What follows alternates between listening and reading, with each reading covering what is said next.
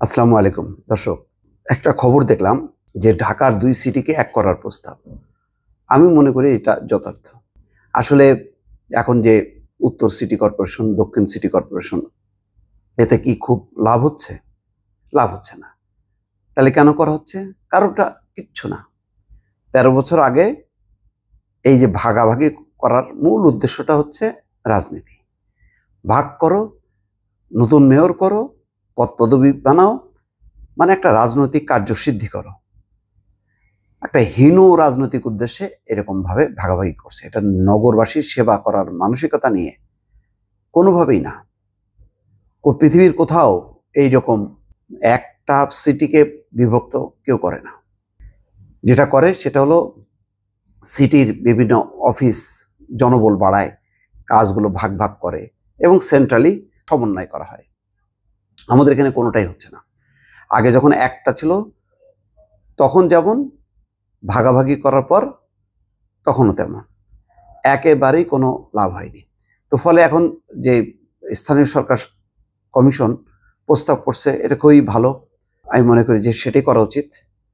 তারপরে যেমন এখানে বলা হচ্ছে যে সিটি কর্পোরেশনের আওতায় যে ২০টা অঞ্চল আছে, সেই অঞ্চলগুলির প্রত্যেকটা ওয়ার্ড নিয়ে একটা স্বতন্ত্র সিটি কাউন্সিল করা যেতে পারে। অর্থাৎ সেন্ট্রাল যেই সিটি কর্পোরেশন সেটা এক থাকবে। তারপরে বিভিন্ন ওয়ার্ড ভিত্তিক একটা অফিস করা যেতে পারে।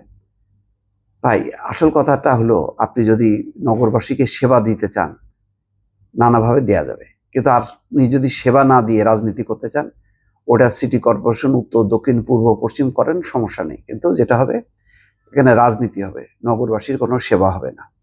আর একটা ভালো জিনিস প্রস্তাব দেখলাম যে ডক্টর তোফায়েল আহমেদকে প্রধান করে ৮ সদস্যের যে স্থানীয় সরকার কমিশন হয়েছে, তারা যেটা বলছে যে কাউন্সিলর নির্বাচিত হবে, কাউন্সিলররা ঠিক করবে ভোট দিয়ে কে মেয়র হবে। এটাও আমার ধারণা যে খুব ভালো। নতুবা আগে দেখা যেত যে মেয়র সে হচ্ছে রাজনীতির ব্যক্তি, এখানে কোনো নগর সেবা না, কোনো ভালো লোক আসতে পারে না, এরকম একটা ব্যবস্থা করা হয়েছে। আর কাউন্সিলররা হবে মাস্তান, যার যার মতন করে মাস্তানি করে তুমি জিতে আসো। এবং সারা বছর ধরে ওই সিটি কর্পোরেশনের টাকা রাস্তাঘাট উন্নয়নের নামে ভাগাভাগি চলত। এখন যেটা হয়েছে, মানে যে ওয়ার্ড কাউন্সিলর যারা নির্বাচিত হবেন, তারা তাদের ভোটে করবেন। ফলে হবে কি, প্রত্যেকটা ওয়ার্ডেই সবাই ভালো, মানে যোগ্য লোক দেওয়ার চেষ্টা করবে।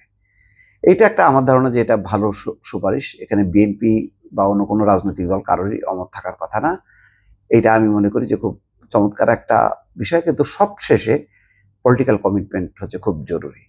আপনি যত সংস্কার করেন, যাই করেন না কেন, আমি তো বলি যে এইসব সংস্কার কমিশন ভাই কোনো দরকার নেই।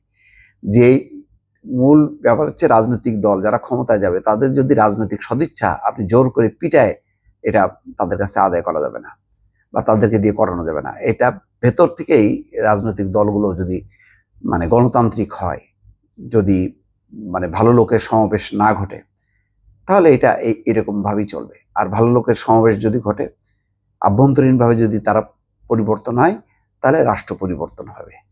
তো এইটা খুব জরুরি। তো তারপরেও আপাততভাবে এই কাঠামোটা ঠিক, যে ওই মেয়রের নির্বাচনের নামে একটা রাজনৈতিক নির্বাচনের বদলে সিটি কর্পোরেশনের মানুষের উন্নয়ন, নগরবাসীর সেবা এবং নগরবাসীর যেই নগরের সেই জলাবদ্ধতা, আবর্জনা পরিষ্কার করা, এটা বিশাল একটা কর্মযজ্ঞ। সেই কর্মযজ্ঞের জন্য রাজনীতির বাইরে সেখানে এমন কিছু নিবেদিত মানুষকে দায়িত্ব দিতে হবে যারা নগরের সেবা করবে। সুতরাং ওইভাবে সরাসরি মেয়র নির্বাচনের বদলে যোগ্য কাউন্সিলরদের নির্বাচন করা এবং তাদের মধ্য থেকে মেয়রকে নির্বাচিত করা, এই বিধানটা আমার ধারণা যে একটা ভালো পদ্ধতি। দর্শক, ভালো থাকবেন। আল্লাহ হাফেজ।